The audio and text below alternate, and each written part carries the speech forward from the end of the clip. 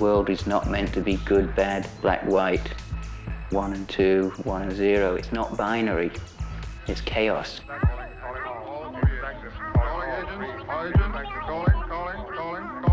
Around the late 40s, the atom was split.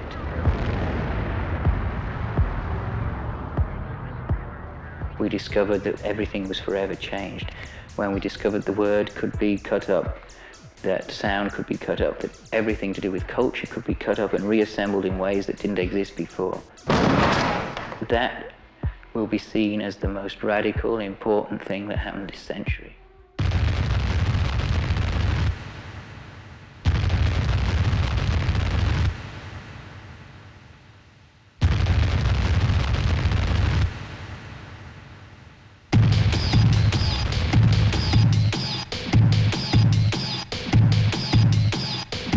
PMT, you know, premillennial tension. Surely the end of the millennium is a good time to reassess what's happened in the century and to look with a longer lens. There's no room for people who are resting on their laurels, who are being conservative, who are being reactionary. It's all moving so fast. All we can do is enjoy the ride. I don't think any of us know where we're going. When I was a kid, cars were the things you hot rodded. But today, it's computers and electronic synthesizers.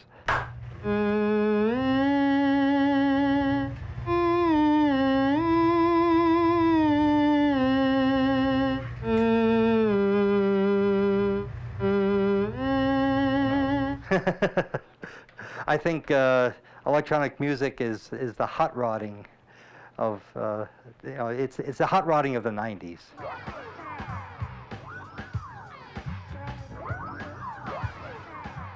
Pretty much music as we have come to understand it today, I mean, in the last 30 or 40 years, is all electronic. I mean, we'll hear it on the radio. That's electronic, whether you're hearing a recording of an acoustic instrument or not. I mean, you're hearing electronic music.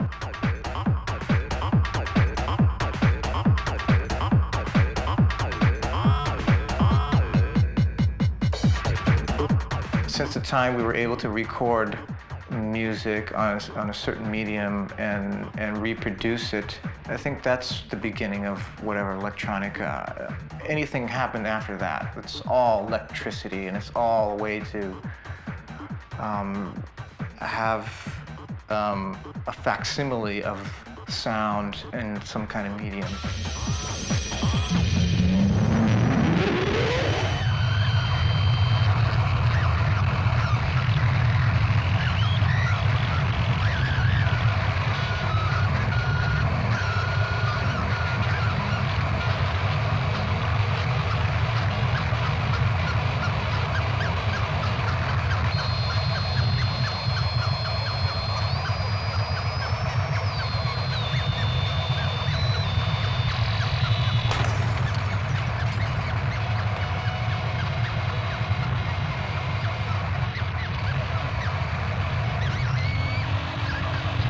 Electronic music many times is more about the character of the sound than the actual composition.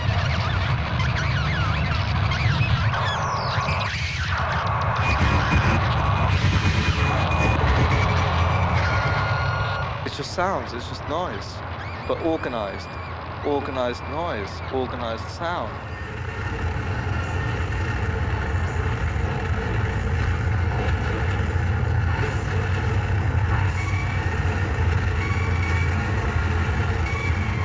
People have a cliched idea about what a melody is. A melody, I think, could be constructed of noise or different sound.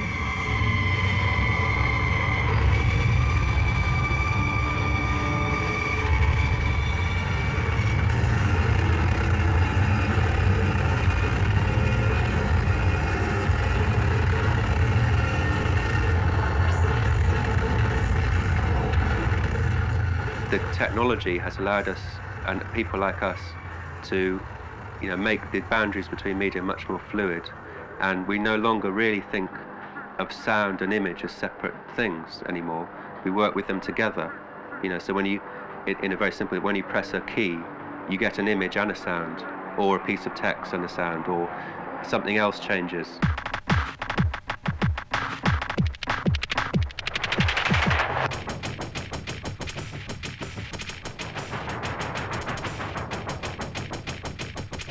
This is no more than the sort of hippie idea of everything is everything, but there are new realizations, new evidence coming up, new slants on the idea that everything is connected and that, as Heraclitus said, as above, so below.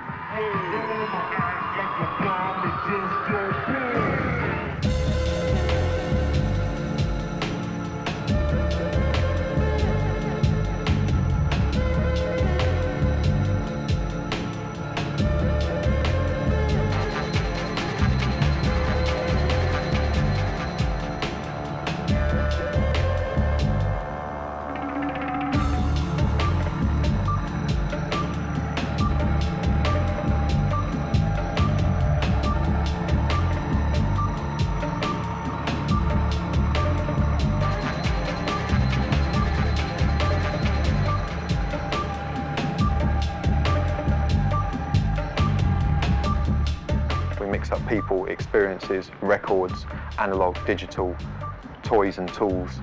It's all about mixing things to get new hybrids. It's never one thing. There's always something different. It's chaotic. It's calm. It's, you know, it's just forever changing.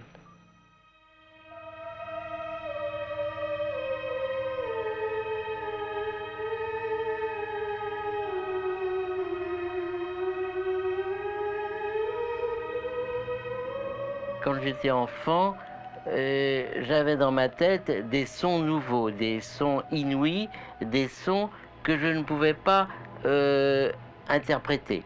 Je crois que c'est là le propre de la musique concrète, c'est qu'elle ne vient pas de l'interprétation, elle ne vient pas de l'exécution sur un instrument, elle vient de l'imaginaire.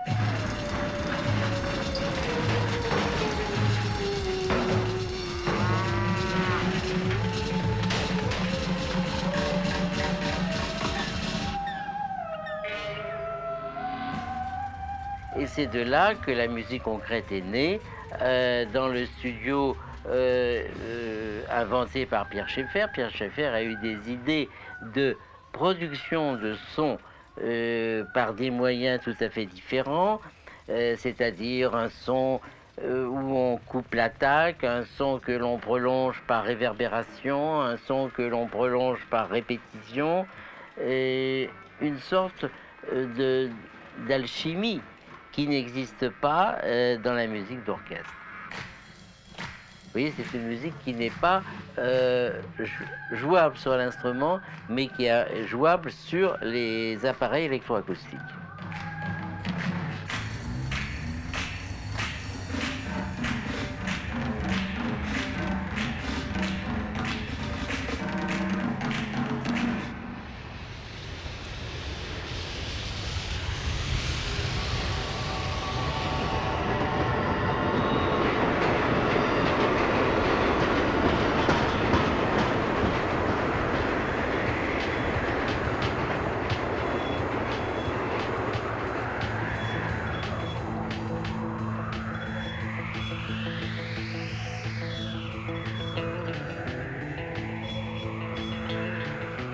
One of Kraftwerk's key innovations was to say that as soon as you enter your car, you're in a musical instrument. As soon as you travel on a train, you're in a musical instrument.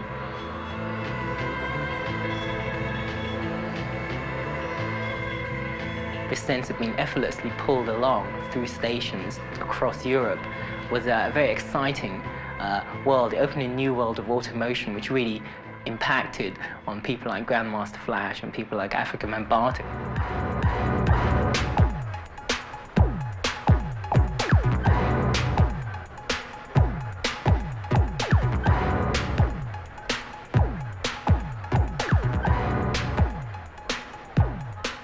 We were all turned on by Kraftwerk. I was turned on by Trans-Europe Express when I was working at a record store when I was in high school. And then when I moved to New York, you would continually hear Trans-Europe Express.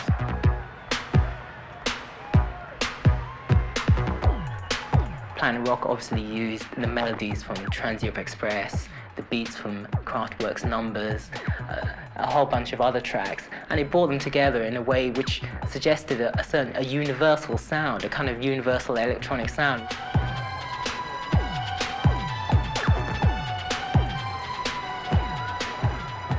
Obviously, with Planet Rock, we married that sound with, you know, with the Bronx, with rap, with that whole other thing. You could hear previously disconnected worlds suddenly kind of imploding together. You could hear the world of Kraftwerk impacting with the world of the Bronx, and that seemed very exciting because at the time those two worlds seemed very far apart, but Bambaataa connected them.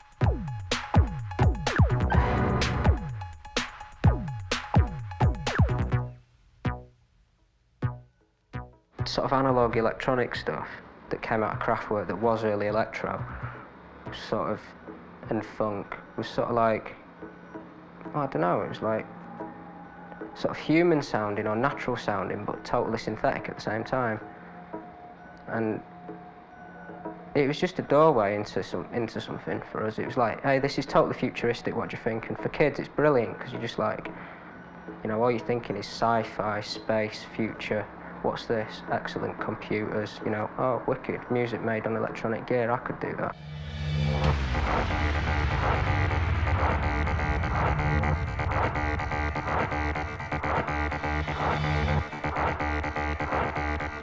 The music is based on the experience of survival, the experience of oppression that we had.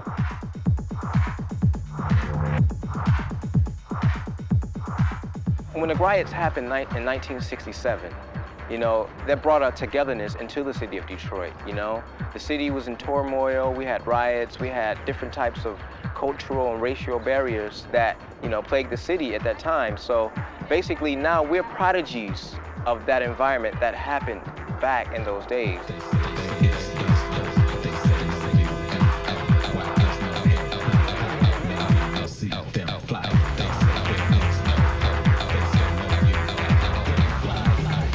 Detroit is such a desolate type city, you know, that you almost have to dream of the future to kind of escape the reality of your surroundings, you know, and I think that was incorporated and instilled in the music. That's just Detroit, because it's a working town. It's just a working town.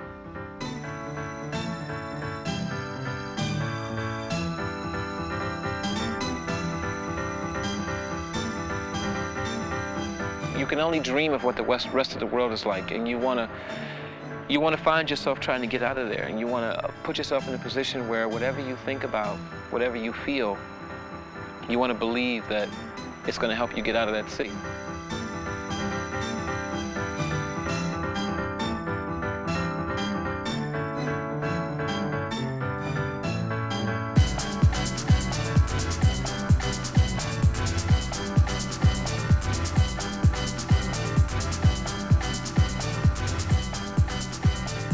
The Detroit techno, Derek May, Cameron Sanderson, Juan Atkins, they were looked up at as the successors of Kraftwerk, the guys who took techno to the dance floor.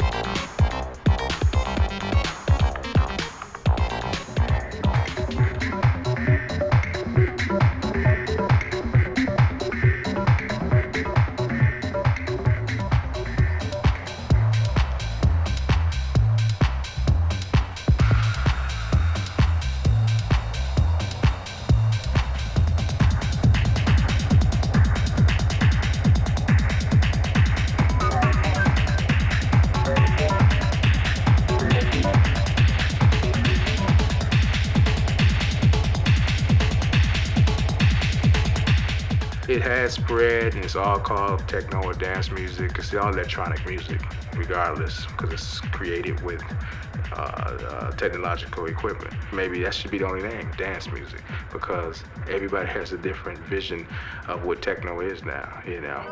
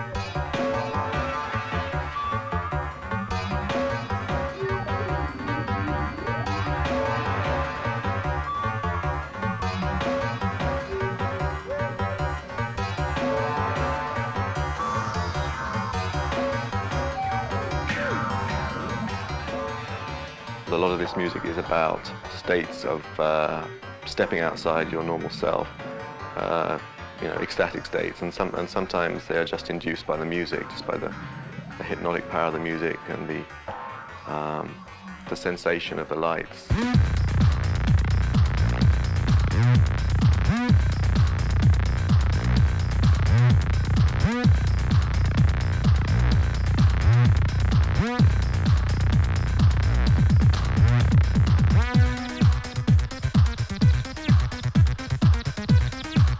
We look around for stimuli, you know, in everything, from color to music.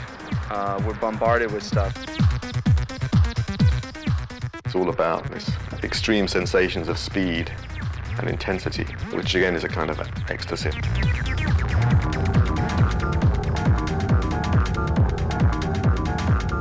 Genesis Pure interview, take 2. All music is innately psychedelic.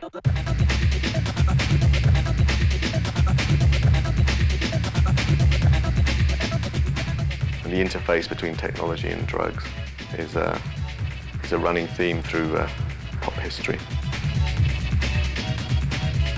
The whole evolution of the music in the last 10 years has been conditioned by ecstasy and also by changing drug use.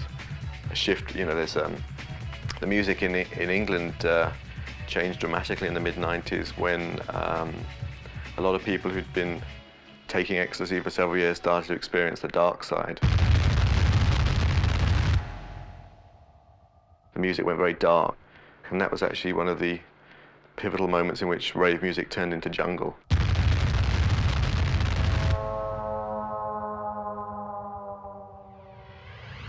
Jungle is a convergence of all kinds of musics that in their own form would never have mixed. So it's a kind of, I call it a mixological music. It's a kind of illogical music which combines dub, which combines the bass of dub with the breaks of beats, with the synthesizers of techno, and it brings all these forms together.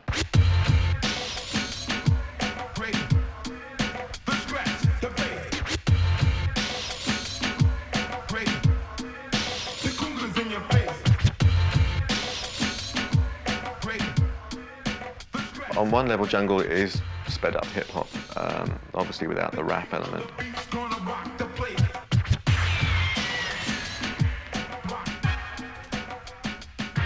Hip hop mutated into jungle because I think Britain was kind of wanted to emulate America, and we all wanted to be b-boys and homeboys. Go, crowd, just go. Crowd,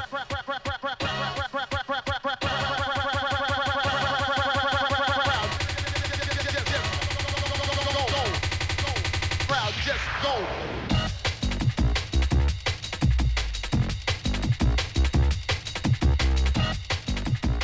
But it's definitely not just hip-hop. That is not what jungle is. Jungle is a truly British urban experience.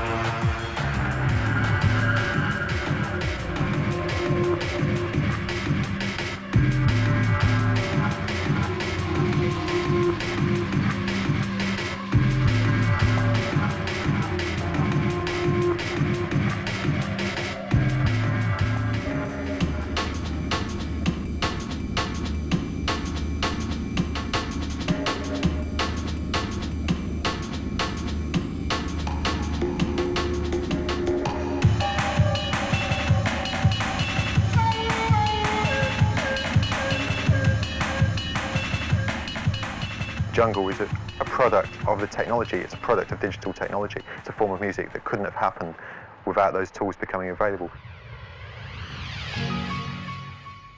A mixer, these days, it moves on from old style mixers, which are analog, still the best sounding though, but these days you've got digital ones which are fully recordable. And then at the end of the day, getting everything to sound right, and that goes back from using valve or valve emulation effects to get a warmth and a sound that you used to get when we were making breakbeats, or when people were making breakbeats in the 60s and 70s. And then also something really modern, which is, it's called a finalizer. It really maximizes the sound you can get out of a recording.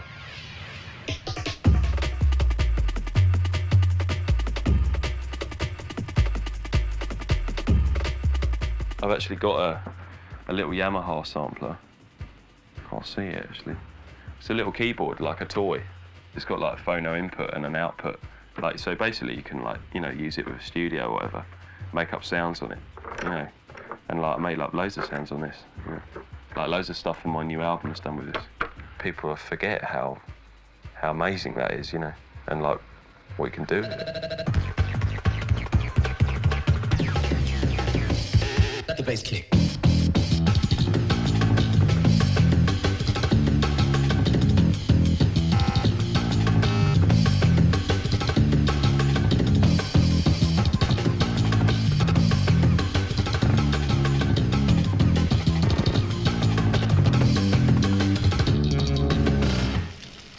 I just like the, you know, the thing of getting out of bed and getting your breakfast and come back, and then you're straight in the studio, you know.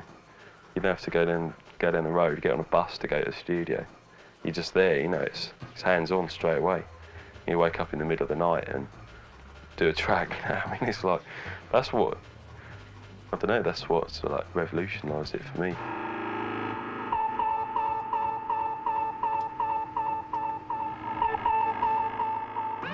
The output of the ring modulator, I'm sending it through to some other filtering.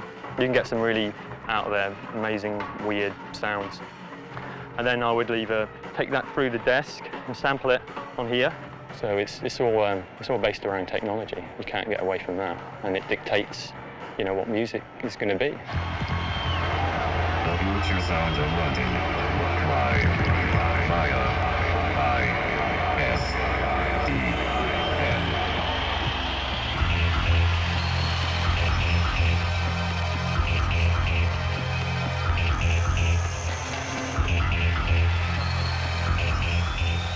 I think in the modern day,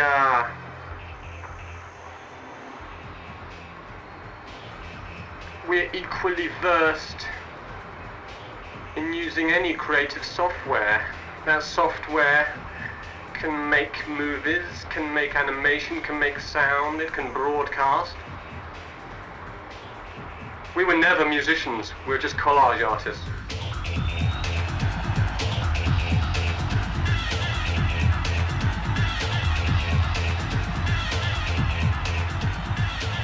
It's the juxtaposition of flavors between images, sound, text, to try and produce feeling.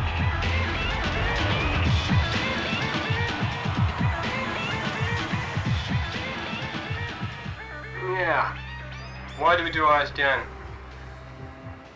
Because we think that most music is based on the idea of instant gratification for the artist.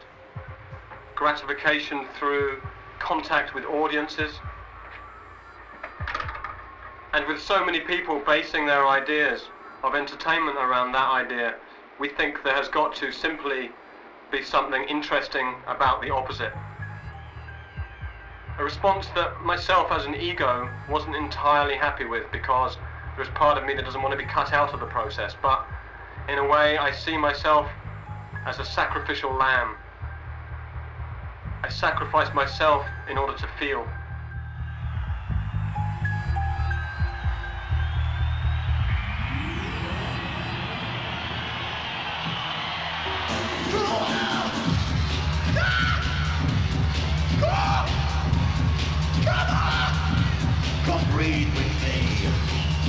I guess the whole thing comes about from people sort of like wanting to see an act on stage and being able to put, when you're listening to the music, put a face to that music and just making the whole thing work. Yeah, we're not a faceless band. We never wanted to be the two keyboard players behind the keyboard who keep their head down and that type of thing. I mean, like I'm at the back, so people know I'm there.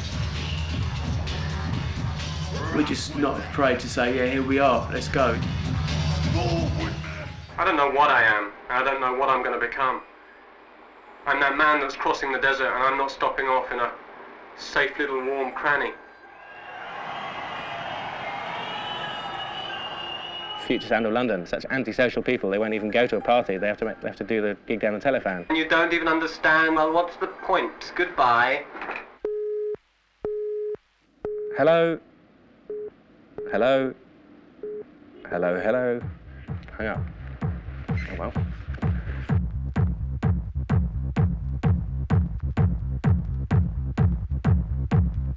There's a great struggle going on, you know, of what do we do with our humanness? What do we do with our virtual selves? When do we give up our humanness and accept the machines?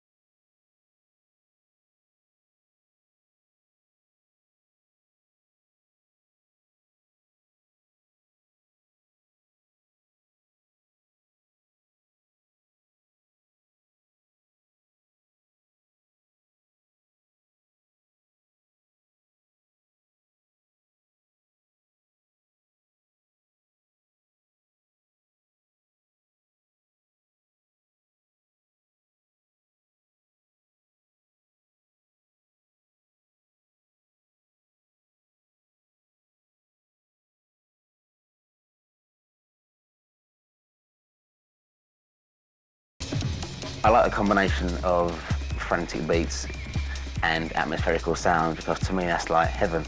You've got the drive of a beat and you've just got these soundscapes, like just, I don't know, heavenly atmospheres if you like, around it.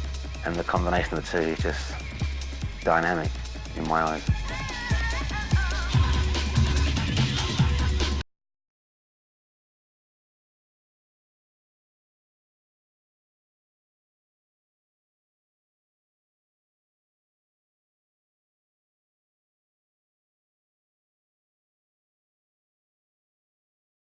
Because the last 20 years, we've been just sampling the 70s and getting breaks and loops and wah-wah guitars, saxophone, flute riffs. It's all from the 70s, do you know what I mean?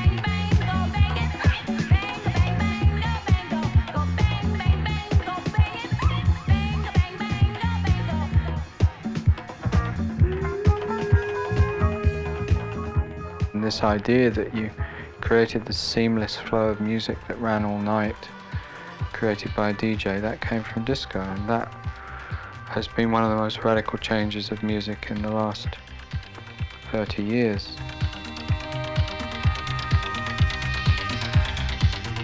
Giorgio Moroder did an incredible thing. He was one of the most important influences on disco. I want to do a kind of a futuristic record with Donna Summer, and I said, why don't I do it with the new Moogs or whatever that we had at that time, and that was the song I Feel Love.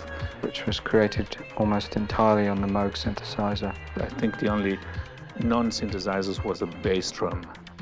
Really launched that whole area of sequenced, high-energy disco. Disco dancing here. You look at the Donna's songs of Donna Summer, like Love You Baby. I mean, that first hit, it has her on the audio track, like, you know, basically having an orgasm.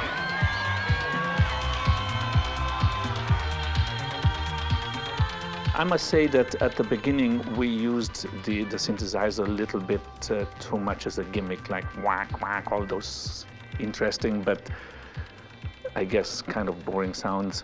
And while lately the synthesizer became more like an instrument than a sound effect machine.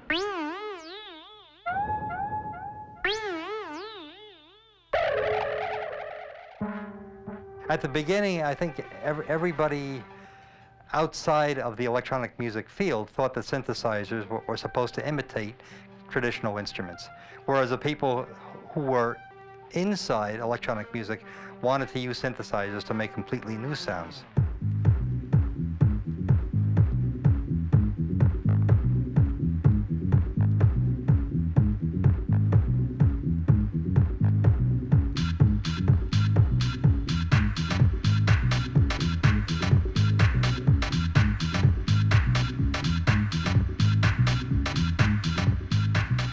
What's happened is now we're respecting the disco area for what it stood for, because most of the records that are very popular and predominant right now are disco cut-ups of very famous riffs of a lot of disco music which was popular in the 70s. So if it's gone around full circle, it's incredible.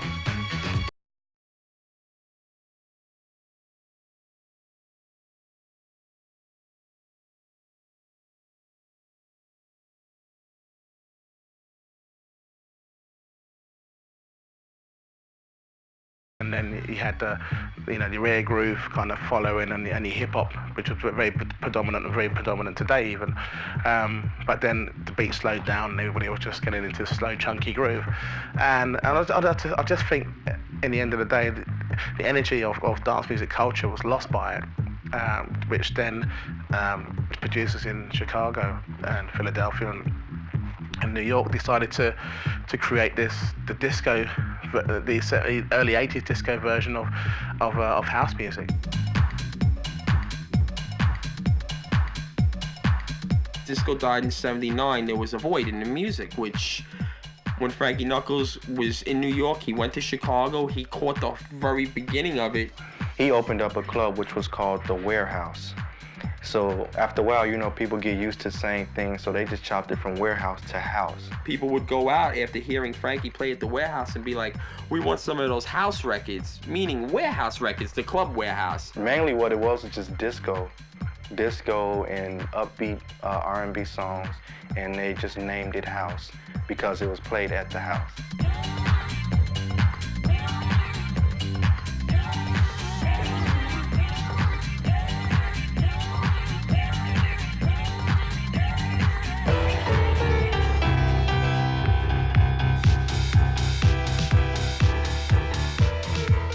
My defining record is this record called Move Your Body, the house music anthem. Another one is this other one called Acid Tracks that I produced at the beginning. That was the first use of this machine called the TV303, which a lot of people call the Acid Tracks machine. Actually, that was the second record that I used that on, but it was called Acid Tracks, so everybody started calling it Acid House, Acid House, Acid House, Acid House, And they started doing that, and German techno came from that form of music. It was like a faster form of acid house because they were using TB303s and 909s and all that stuff. Well, the TR-909 has 9 different sounds. The kick drum,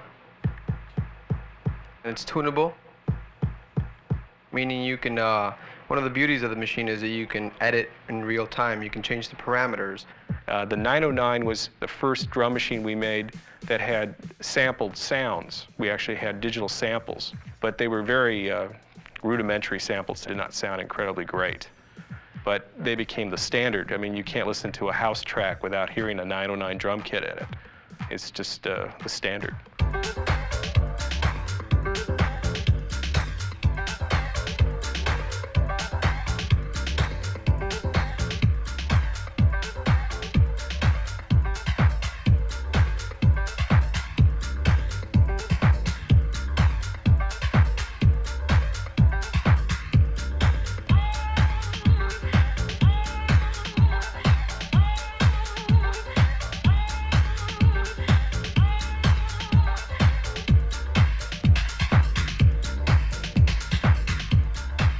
Okay, this is the 303.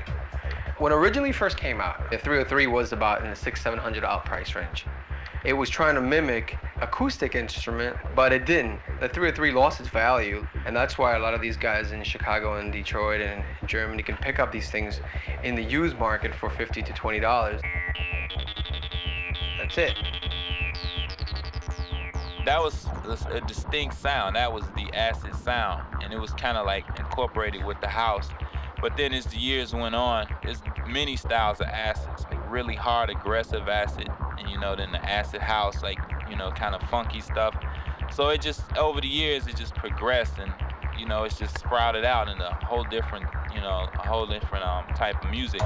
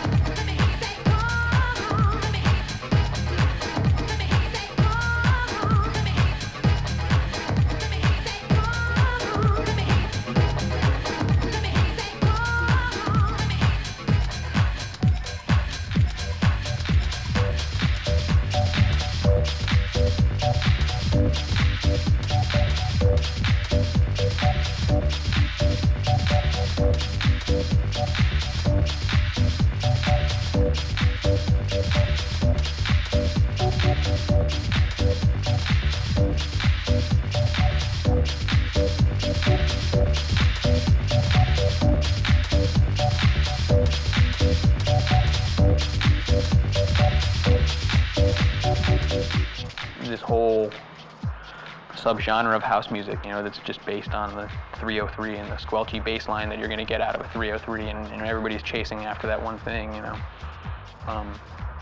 But then after a while, how many songs can you hear with that sound in it, How much can you put up with of just this one thing? Let me see your dick work. Let me see your dick work. That ass. Let me see your dick work. Let me see your dick work. Let me see your dick work. Let me see that pussy work. Actually, I do like a little R&B and a little rap and stuff, which is pretty cool. And the house music is where the money at, though, for right now. So I got to stick with that for a minute, you know what I'm saying? You know how other people were like, well, I'm gonna do opera, you know what I'm saying? And I was like, I forget that. I'm gonna go ahead and do this house because it's making the money.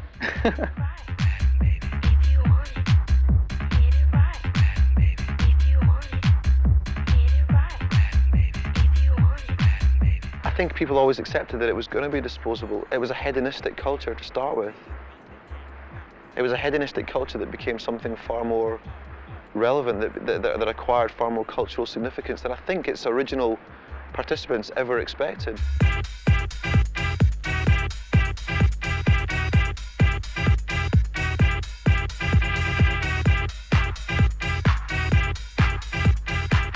Life is hard. You gotta go bust your ass at a job for 8 hours a day, making shit money, barely able to pay your bills. Like, you need a good 6 hours where you don't have to worry about shit. Like, you need to be able to have a chunk of time that you go somewhere and, like, no matter what, it's raining outside, I got $2, like, my girlfriend left me on the way here, I locked my keys in the car, like, all kinds of shit.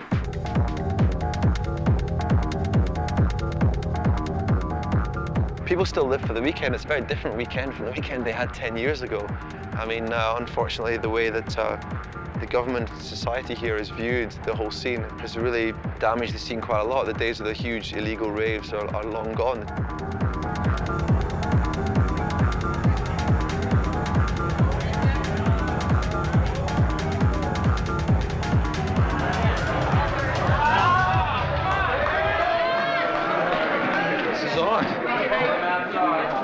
Well, obviously there's been some sort of a problem.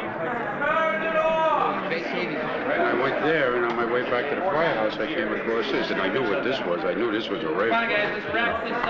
Thank you, everybody, for coming out. Looks like we have to shut it down.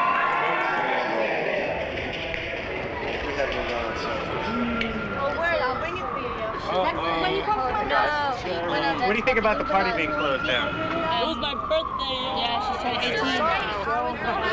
You should go in the party now. Even being arrested. They're being handcuffed right now. There's handcuffs on Abe in there. Yeah. It's like a big chain of like 6 people in handcuffs. Got them all. Newsman. Sort of. Sort of what? I'm a raver that doesn't do drugs, that goes out to dance to the beat, have fun, yo. That's what I'm addicted to. I'm addicted to the unison, everybody jumping to the beat at once. And the police and the fucking law and fucking fuck all that shit, because they won't let us have our fun, man. I think that shit is improper. Word, right? You hear some music, some kids having fun, it's all over. Hold on. Word, represent, yo.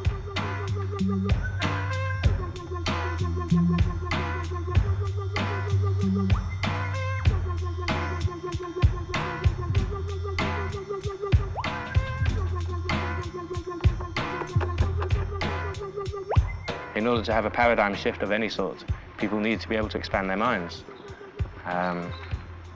The times that we've seen great cultural shifts, you know, in the mid-60s and the mid-80s have been times when there was definitely the assistance of various tryptamine molecules and others, you know, played their part in that.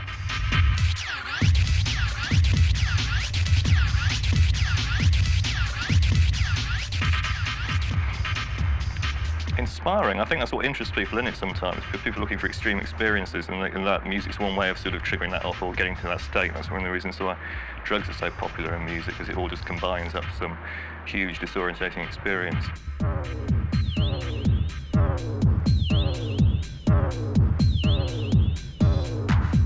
I think that many people are frightfully confused and upset, and one reason for that is, in fact, traceable back to the philosophical roots of the Industrial Revolution.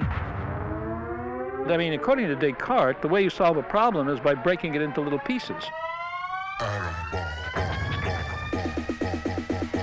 So we developed a culture in the West, particularly, that is exceedingly good at breaking problems into tiny little bits and pieces. So we're good at that. What we're not good at is putting it back together again.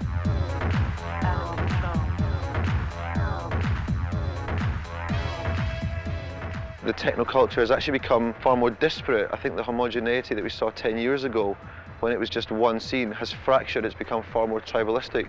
People are very much protective and very much into their own scene, be that, for example, say techno has divided into GABA techno, Detroit techno, acid techno. I think the techno that people are into in America is very different from the techno in Britain, is very different from techno in Germany.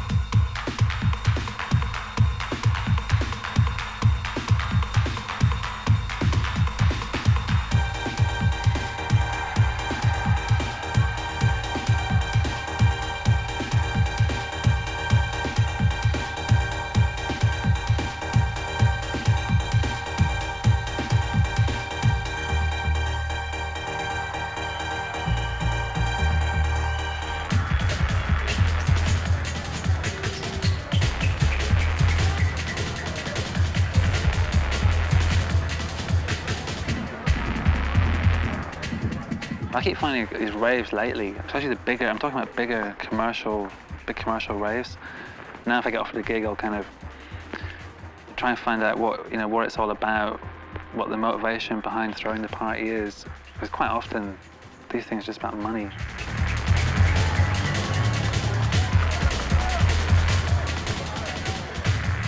Well, it's different from what it used to be. It used to be people coming together to share like what they have, their uniqueness, and now it's about just like it's about nothing what it used to be. No, the prices are getting way too high. Wait, how much was $15 used to be expensive for a party? Yeah, I know.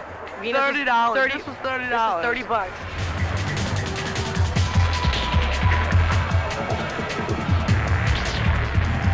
Yeah, it's being like all cramped up, like all week, like, you know, doing a daily routine, going to school, going to work or whatever. It gets on you after a while. Just go to a party on the weekend and just, you know, do whatever you want to do and just have fun. It's something that you have to experience for yourself to really understand exactly where we come from. Because on the outside it looks ridiculous to some people, but to other people that's our reality. That's our thing. I don't know.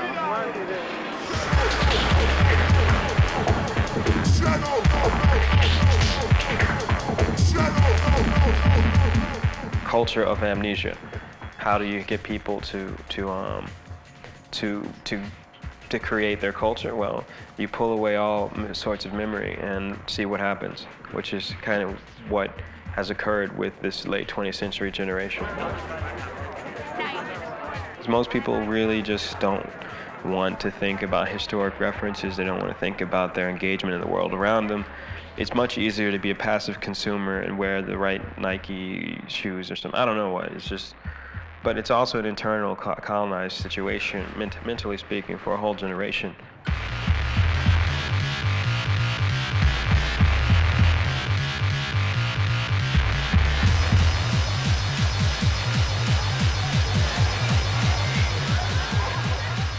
In the beginning, it started in some really small places in the German techno scene, I would say, mostly in Berlin and in Frankfurt.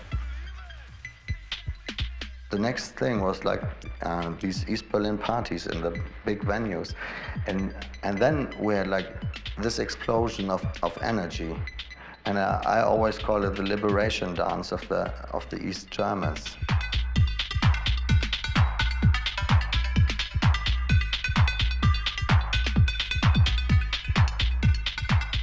This effect of these people suddenly, you know, screaming, throwing their hands up, throwing themselves on the floor, getting up, jumping about. And that really made Berlin techno.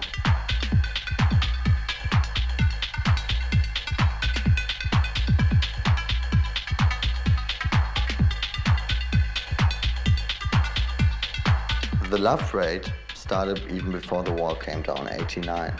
The 91 love rate, I think, was the first where people from all over Germany, from east and west, party together. Been 80 years now, and we remember the first one with 150 people, and now it was 1.5 million. That's quite an incredible explosion.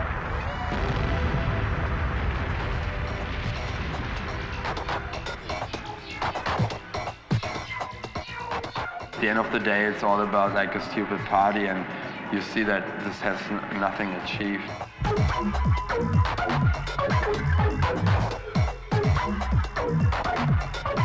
Everyone who says it's this new generation, everyone is happy about new technology, I mean, that's so naive and stupid. So I think it was boredom that led to fascism in, you know, in the 20s in Germany, and not hate.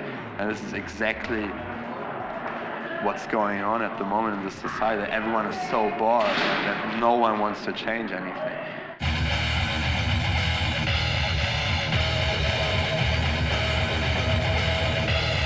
It's a dead world, and it's about that time to clear things here.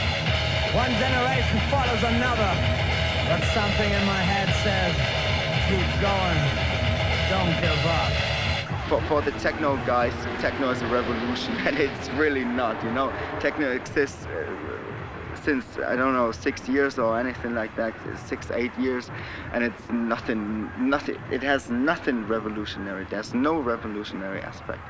And our music, our noise, our hardcore drum and bass, this is really, we want to shock the people with our music. and we're getting shocked of our music.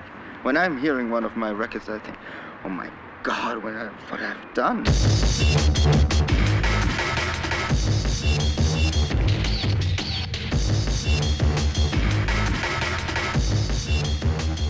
We have those freaked out frequencies, you know, those very high, very low frequencies, always very distorted and hard sounds. And it's not only the drum and the bass, we have very, very ill atmospherics in it.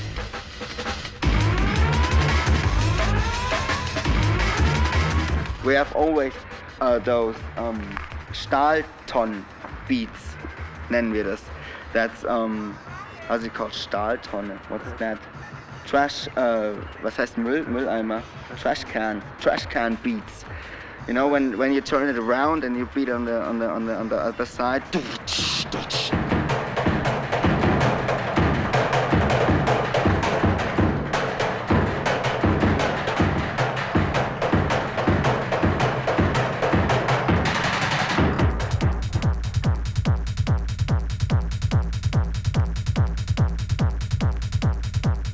The actual beat for a dance floor, to keep a dance floor dancing all night, is 133 beats per minute.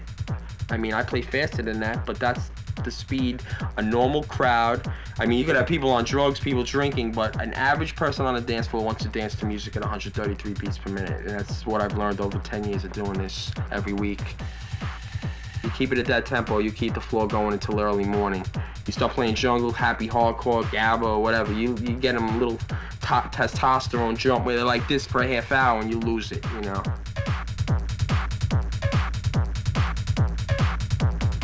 Gabba, both the bass and the kick drum fuse together into a jackhammer motion, which allows a kind of pistoning kind of quality. Gabba therefore becomes much more the music for, it becomes much more apocalyptic and much more nihilistic because there's no bass anchoring your heartbeat.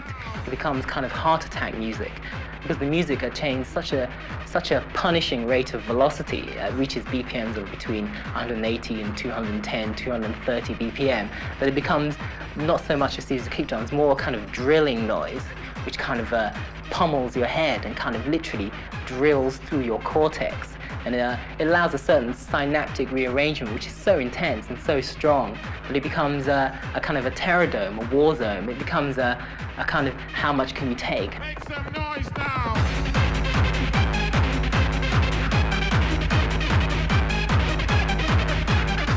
Just music got harder and harder, and people at the time, people who'd originally been to house music, complained that it was also heavy metal techno. That's the way it went. Then the people inevitably burned out and tried to go in softer, more chilled out directions, and that's when you had the whole movement towards ambient techno and electronic listening music.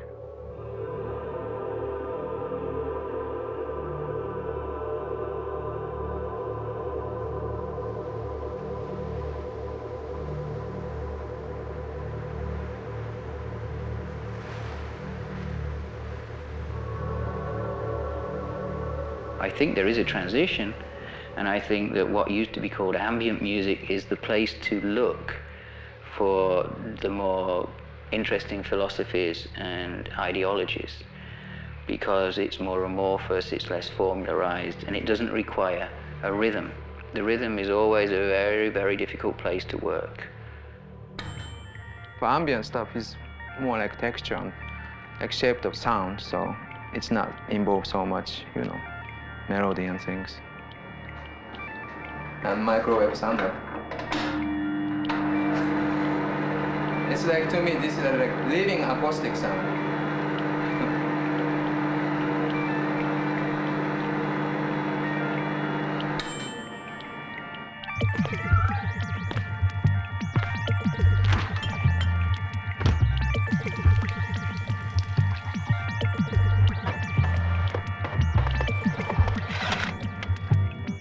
Electronic music is a very direct reflection of the environment.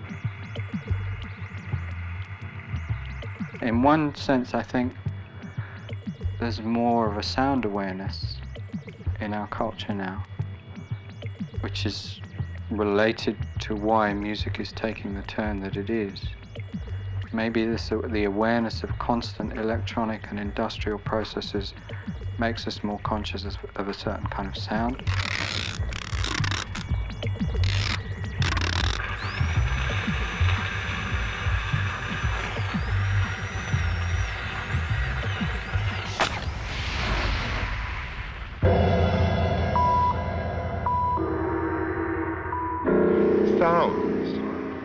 Sounds are continually happening whether you produce them or not. But is this music? Is it a noise? If it isn't a noise, why isn't it? Is music music? Do we have any music? But seriously, if this is what music is, I could write it as well as you. Electronic music for me started with people like John Cage and Stockhausen. It didn't start with Kraftwerk or even Can, you know, it was going in the 30s and the 40s. And again, it's just technology. Once people can get their hands on it, you know, it becomes bigger and bigger. That still leaves Richard Williams on site. Yeah, but I thought we were running out of mind, so we can leave things on and off. I was very liberated by the ideas by John Cage, where he talked about you embracing your environment. So if you're trying to work and you're trying to write or make a film or something, and you hear these sounds in the background, you have to accept the fact that this is part of the situation you're in. It's that environment, whether for good or bad, it's reflective of that situation.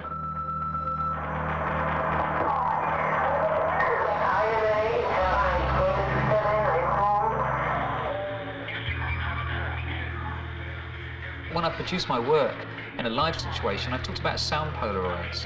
I talked about this work being very reflective of that local environment. It's a kind of invisible map of the city.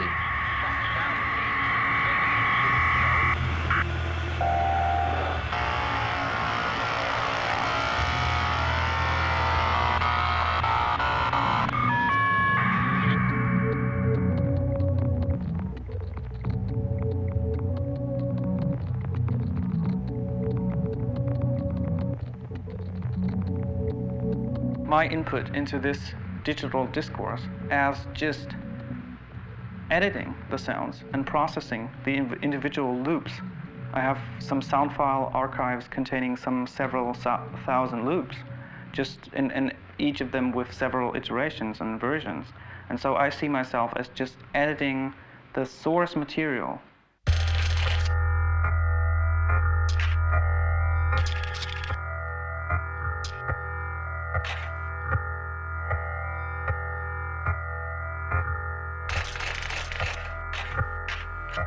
My interest in incorporating disruptions, is how I like to talk about them, is because specifically within the electroacoustic ambient community, music is used for kind of tripping out, and it's a metaphor of escapism. So for me, these disruptions ultimately are about snapping the listener into their environment.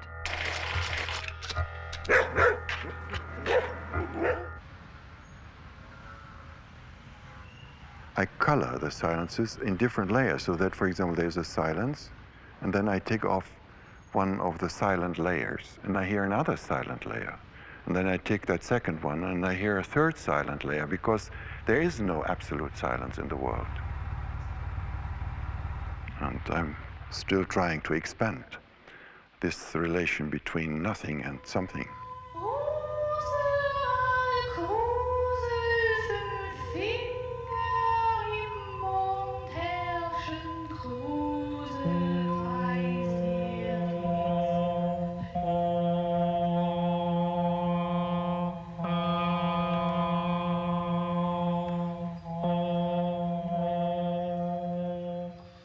Very early, I thought that a microphone is a musical instrument, like a bow or like a percussion instrument, whatever you use. I use a huge Chinese gong with all kinds of materials: rubber, wood, metal, glass.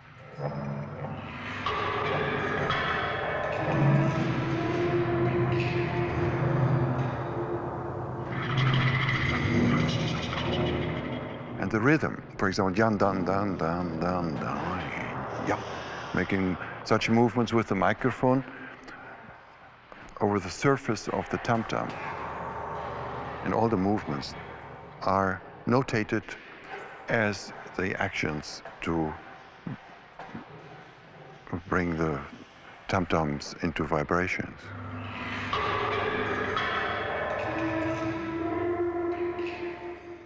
Stockhausen was very important for all the young generation at the moment, and most of them don't even know why.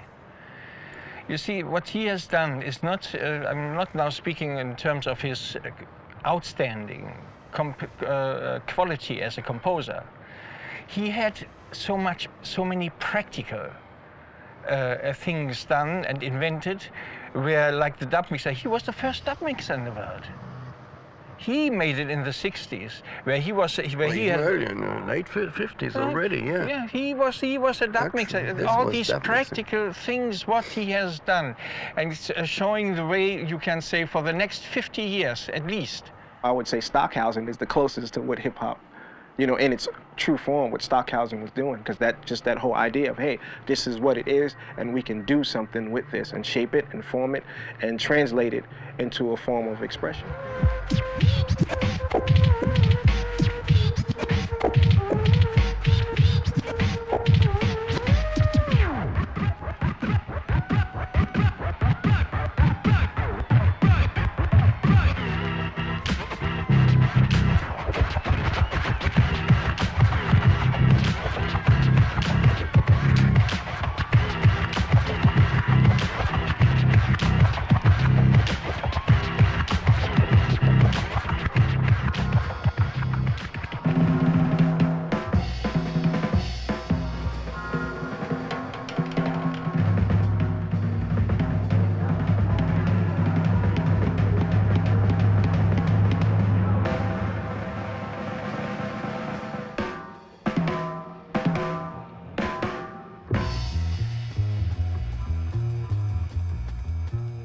When you cut and you edit, you can do it in such a way that no one will ever know.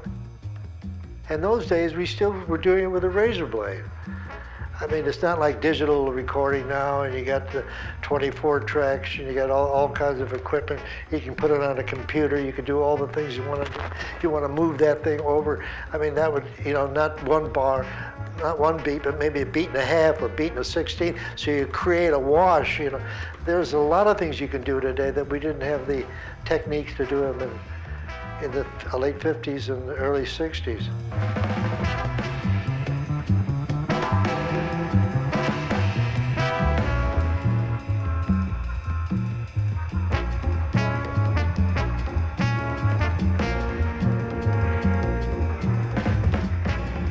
What we hear on released records from that period is the product of a great deal of analog tape editing, which is no different now than computer manipulation of sound. So the edits determine the piece of music that you bought in a store in the 70s even. And I think we didn't know that then. We thought this was the way people played music. No more than we hear a record now based on techno or hip hop and things and think that this is how it happened, but it's all manipulation.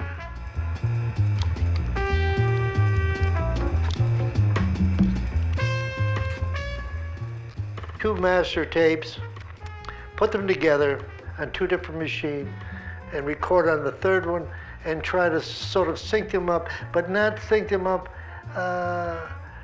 just a fraction. So you wonder, when you listen back to some of the Miles things, for instance, you wonder how this sound was created. Now, I did all of that in the studio. Miles, I'd say, do you like it? If you like it, we'll leave it in. If you don't like it, I'll remix it again.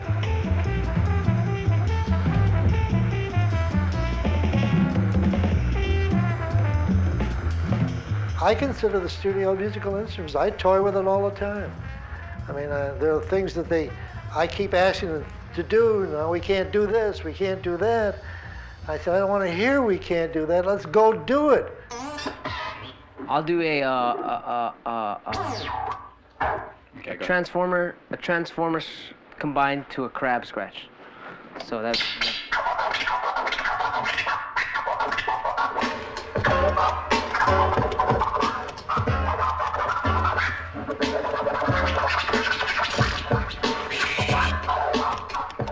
scratching and cutting were whole new kind of techniques, new operations applied to sound. And what they did was they made vinyl. They kind of activated and switched it on. Before that, all people did was put the vinyl on the record and listen to it.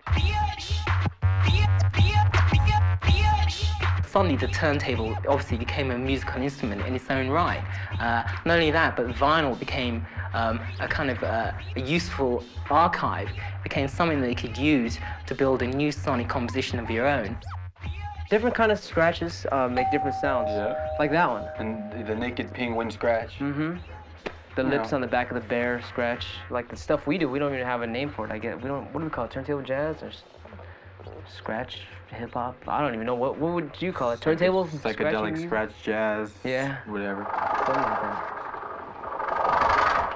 Turntable music. Mm-hmm. It is. Yeah, turntable. Turntable Well, music. not really, because if you play a song on it, like if you play a techno song on it, that's still turntable music too. Yeah, that's true. Yeah. Something else. So it's something.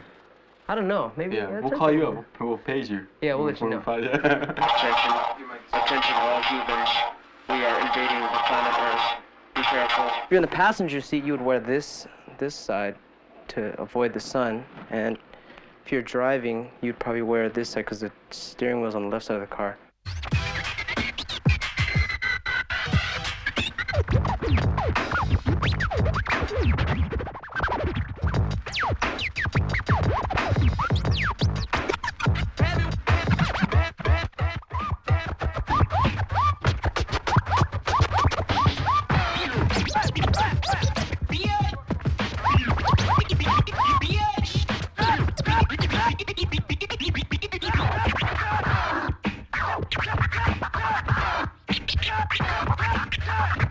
If you're eloquent at your style on two turntables with all these effects in it too, you could, the sky's the limit. You could do dub reggae tricks, you could do, rap tricks, you could do all types of different things.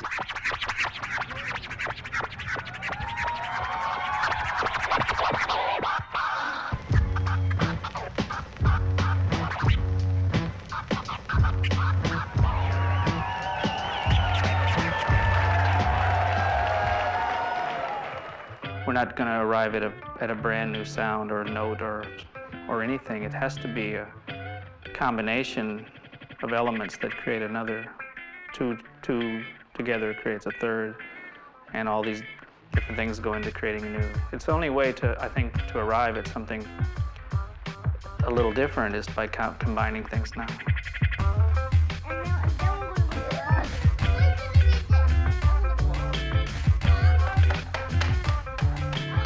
When the child gets hold of a toy, it does what it wants. If you give a baby a guitar, they'll jump on it, smash it, hit it. They won't play chords. They won't do a beautiful piece of classical music. They will see what the entire thing does.